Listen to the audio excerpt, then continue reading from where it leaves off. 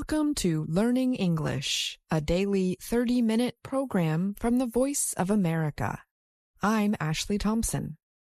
And I'm Mario Ritter, Jr. This program is designed for English learners, so we speak a little slower and we use words and phrases especially written for people learning English.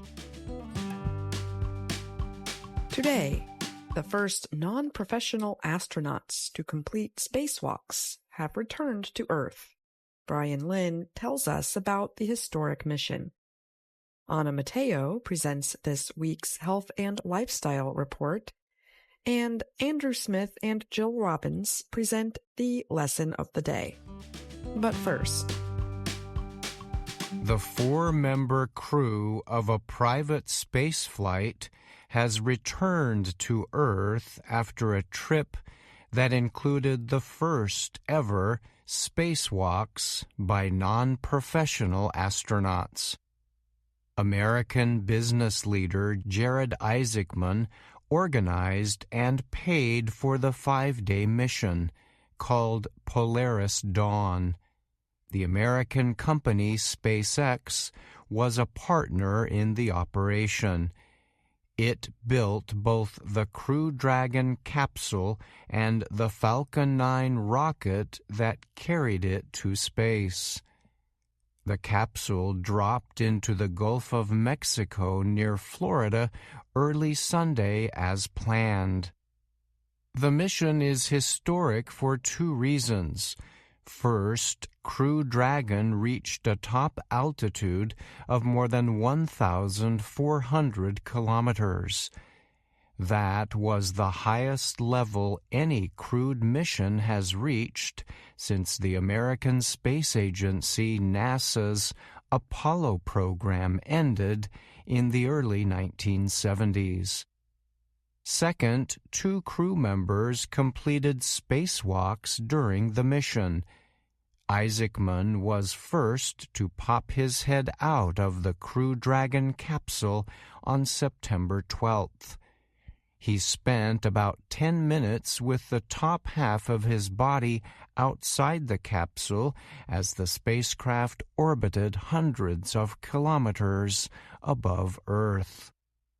A video camera captured Isaacman saying at the time, "Back at home, we all have a lot of work to do, but from here, Earth sure looks like a perfect world." SpaceX engineer Sarah Gillis took a turn after Isaacman returned. During each spacewalk, the astronauts kept their feet positioned inside the spacecraft. They moved their bodies in several exercises to test their spacesuits.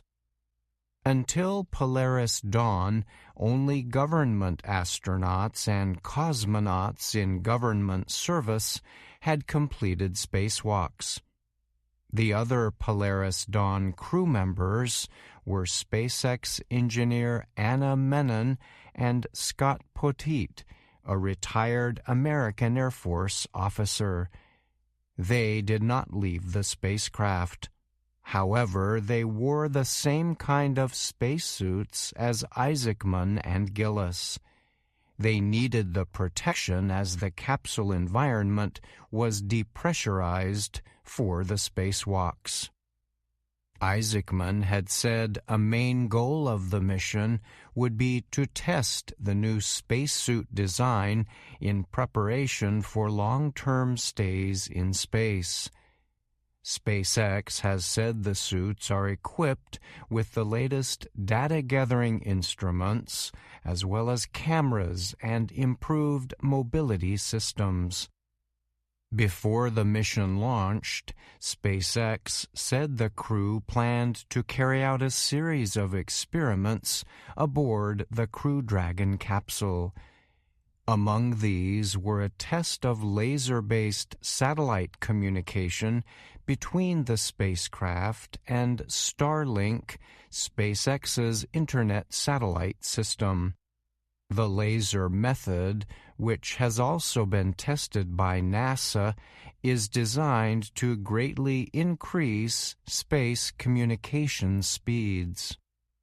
Many of the experiments dealt with observations of how human health is affected during long space missions.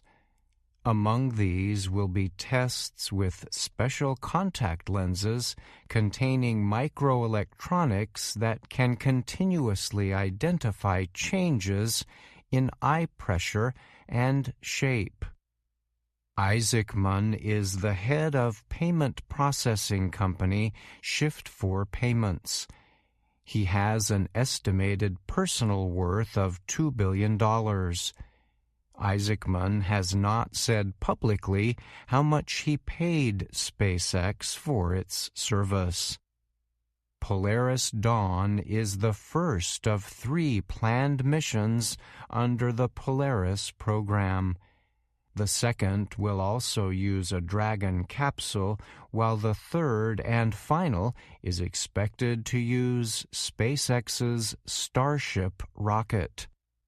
SpaceX chief Elon Musk has said his company plans to use Starship to carry future space travelers to the Moon and Mars. I'm Brian Lynn.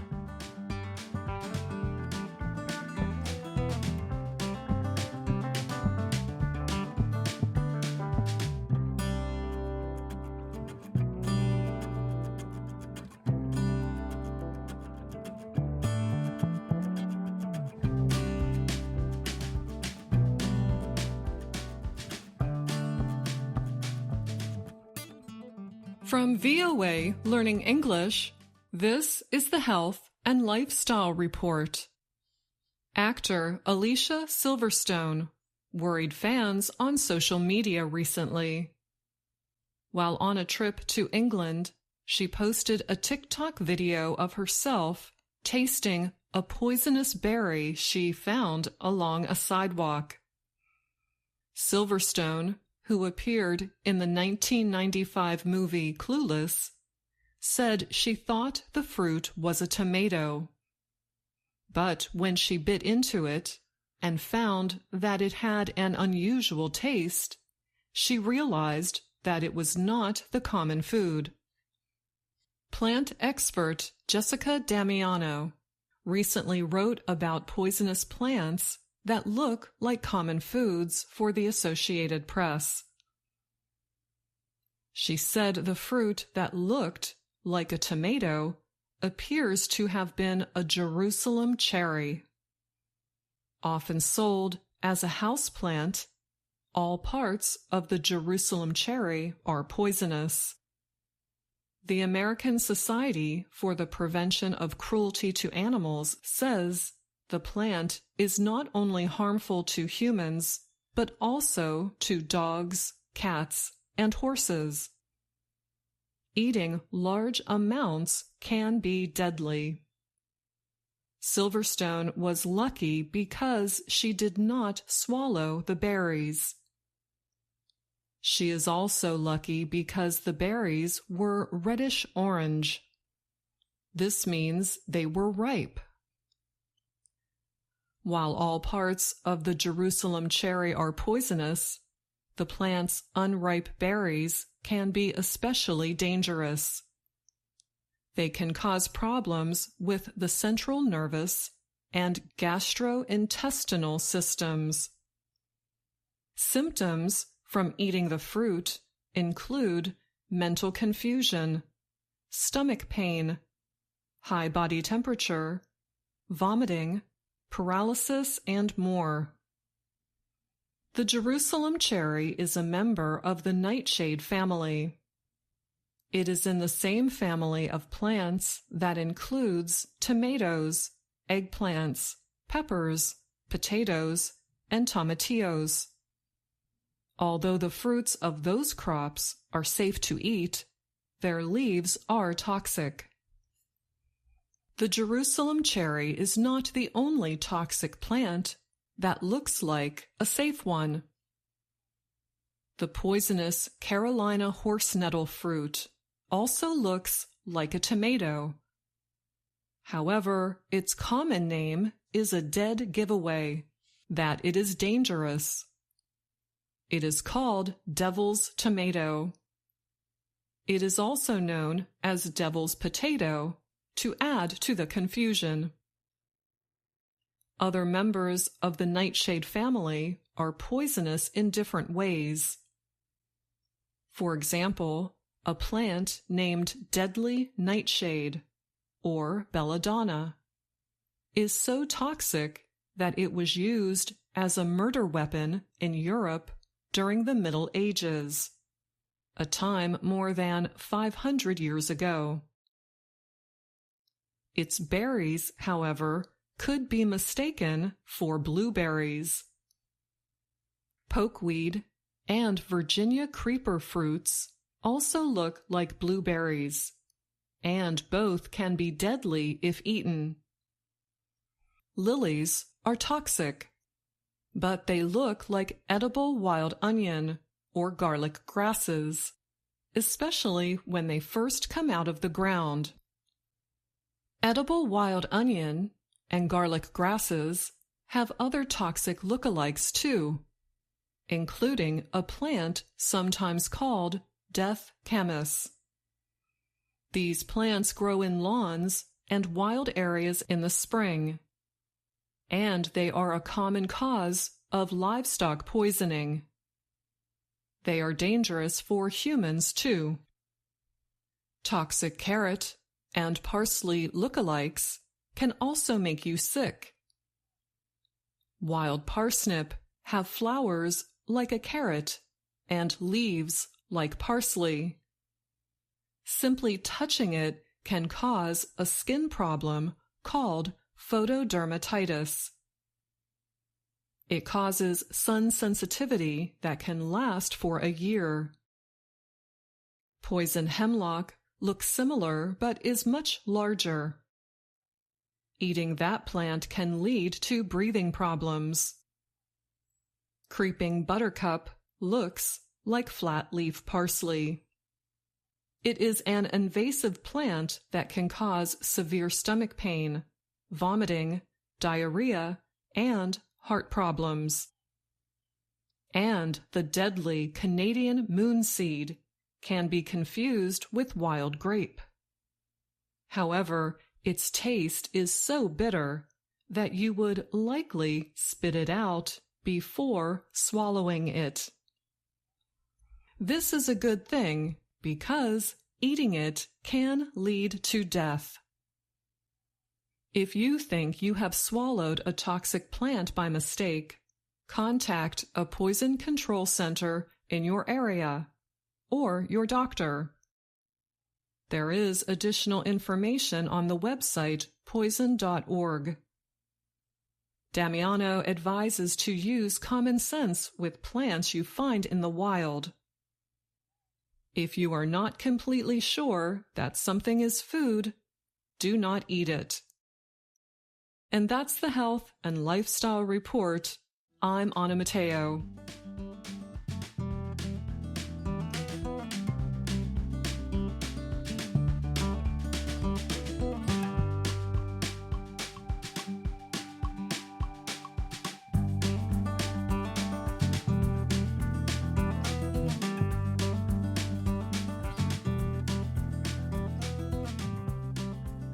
Anna Matteo is here now to talk more about this week's Health and Lifestyle Report. Welcome, Anna. Hello, Ashley. Thanks for inviting me. So, actor Alicia Silverstone posted a video of herself on social media tasting what she thought was a tomato, except it was not. That's right. It wasn't a tomato. The Associated Press plant expert Jessica Damiano said it looked like a Jerusalem cherry, which is poisonous, the entire plant, but especially its unripe berries. Your report this week says that Silverstone tried a ripe berry, but didn't swallow it. Why is that? Damiano explains in her story that the berries can taste odd. They are a little hot or peppery. So the actor spit it out. Taste is a warning sign for other poisonous look-alike plants, right? Yes, a poisonous plant called moonseed can be confused with wild grape. However, it tastes very bitter. The other warning signs of these plants are their names: devil's potato, deadly nightshade, deadly camas. Yes, but a name with deadly or death is not helpful if you do not know what the plant looks like. Some of these poisonous plants look like carrots, parsnips, parsley, wild onion, and garlic. Very common, edible, meaning you can eat them, plants. So you really need to know what these plants look like if you go collecting food in the wild. Absolutely. And I really like the plant expert's advice. If you don't know what it is, don't eat it. That is very wise advice. Well, thank you again, Anna, for coming on the show today. And thanks for that report. Thanks for having me. I really enjoyed talking about this topic. VOA Learning English has launched a new program for children. It is called Let's Learn English with Anna.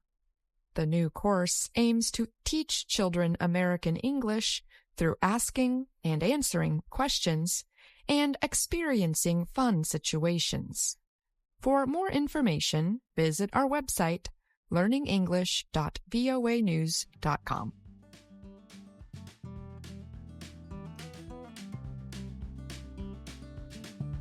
After years of pushing electronic devices in classrooms, the country of Finland has moved back to using printed books to help students keep their focus on schoolwork. The country begins a new school year with the hope of returning to good results in the schools. Learning English's Jill Robbins will tell us more about this push for books in tomorrow's Education Report.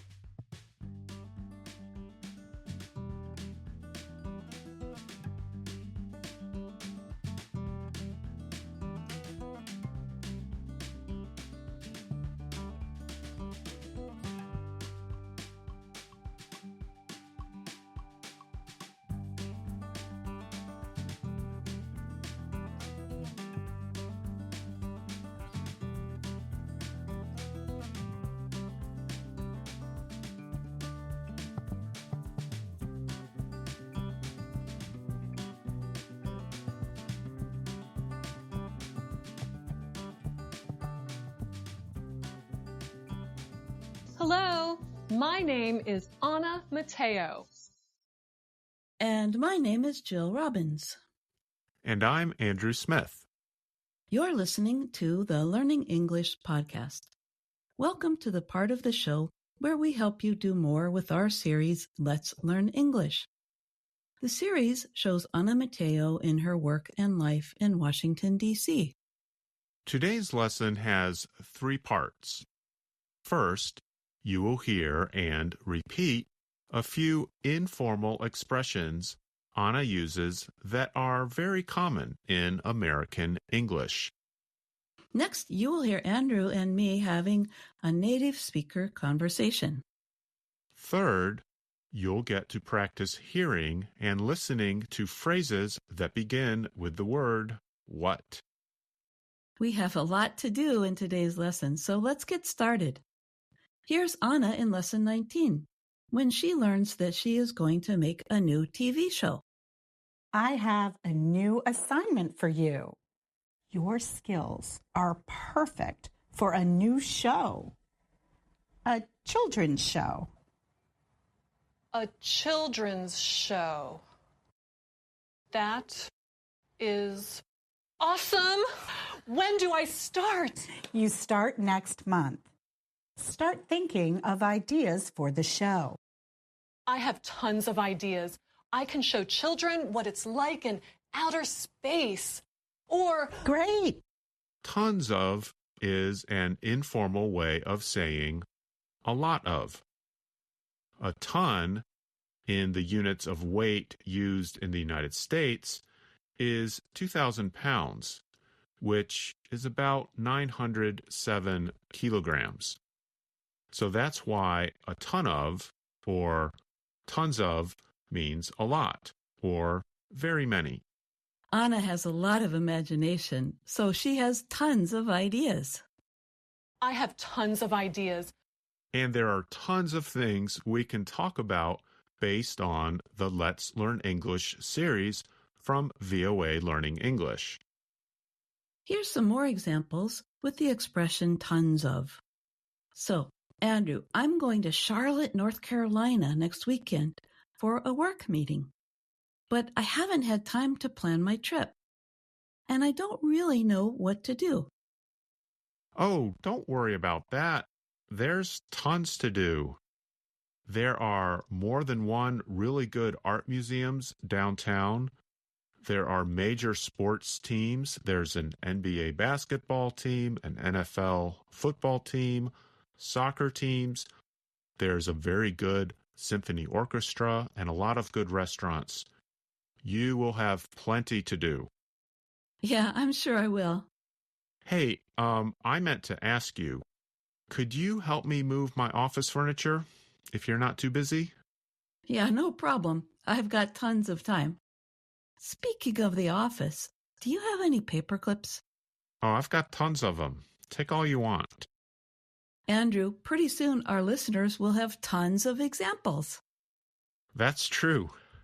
I think they probably get the idea. But they should remember that tons of is a little bit informal, and it is used more in speaking than in formal writing. That's true. So how about teaching another informal expression? Well, how about? Yeah, we can do that. Here's Anna and Jeannie in Lesson 14. Anna needs some clothes to wear, and a genie appears and tries to help. Tonight, I am going to the theater with my friends, but I don't know what clothes to wear. Maybe this magazine can help. Her clothes are beautiful. I really want a friend like her to help me. Who are you? I am Jeannie. You want help? I am here to help you find the right clothes. Awesome! How about jeans and a t-shirt? No! Jeans and a t-shirt are too casual. How about something more formal? Sure. When Anna says, how about, she means, what if we try this? Awesome! How about jeans and a t-shirt? And when we speak quickly, we sometimes drop the sound from about and just say bout. So it sounds like this. How about this? Or, how about that? How about we listen to Anna one more time? Can you put on a jacket? Why not? I love the jacket. How about a hat? I think we can find tons of examples of people saying, how about? I'm sure we can. But how about we do something else? There's something Anna says at the end of Lesson 19 that we could talk about for our native speaker conversation. Let's listen. I have tons of ideas. I can show children what it's like in outer space or Great! in the deep, dark ocean. Those are great ideas, Anna. Please go think of more at your desk. Yes. What other things can I show them? Mount Everest. Everyone has different skills. You have skills, I have skills. The important thing is to know what you are good at. Until next time. I think Anna has some useful advice. It is important to know what you're good at. Yeah, for example, last week, I realized that I'm good at catering. You know, like setting up food and tables for a party? It's probably something I learned from watching my mother. Let's move on to our third topic for today. Phrases that start with the word what. Grammatically, these are called noun clauses, but you don't have to worry about the name. Just listen to the word order. You hear the word what, then you hear a subject followed by a verb. Here's Anna again in Lesson 19, excited that she's going to have a new TV show. The noun clause is at the end. A children's show. That is awesome! When do I start? You start next month. Start thinking of ideas for the show. I have tons of ideas. I can show children what it's like in outer space. When she says what it's like, you hear the word what plus the subject it plus the verb is, using the contraction form it's. So normally when we ask a question with words such as what or where, the verb comes before the subject, like when we say, what is your name? But if we put the what or where inside a sentence or statement, the subject and verb change places, like this. I want to know what your name is. The words what your name is are the object of the verb know. So their job in the sentence is to function like a noun instead of a question. So that's why the word order is not like a question with what. It can be tricky to reverse the subject and verb order correctly. But don't worry, we're going to give you tons of examples. I can show children what it's like in outer space. And how about these examples? I can show you what I want. I can show you what I need. I can tell you what I think. I can tell you what I see. You can show me what you want. You can show me what you need. You can tell me what you think. You can tell me what you see. I can tell you what to do. I can tell you where to go. You can? Yes, I can. Go ahead. Tell me some more. I can tell you what time it is. I can tell you what the weather is. I can tell you what my cat likes to eat. I can tell you where my cat likes to sleep. I can tell you what it's like to watch the moon and stars at night. I can tell you what I want. I can tell you what I need. But I can't tell you what to do because that's really up to you. You know, I think that's true. You can't tell me what to do, but you can give me some good advice. Well, here's some advice for our listeners. Practice repeating the sentences you hear on this lesson of the day. And use the Let's Learn English series to find many more examples of things you can learn to say. That is some good advice. We hope you've enjoyed today's lesson of the day on the Learning English podcast. I'm Andrew Smith. And I'm Jill Robbins.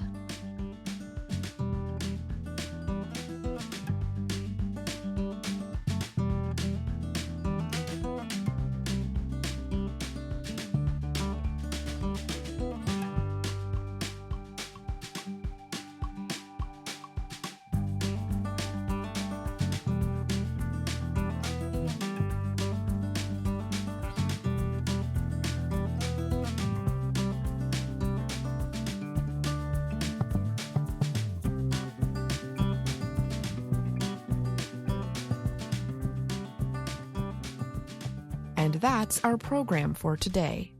Join us again tomorrow to keep learning English through stories from around the world. I'm Ashley Thompson. And I'm Mario Ritter, Jr.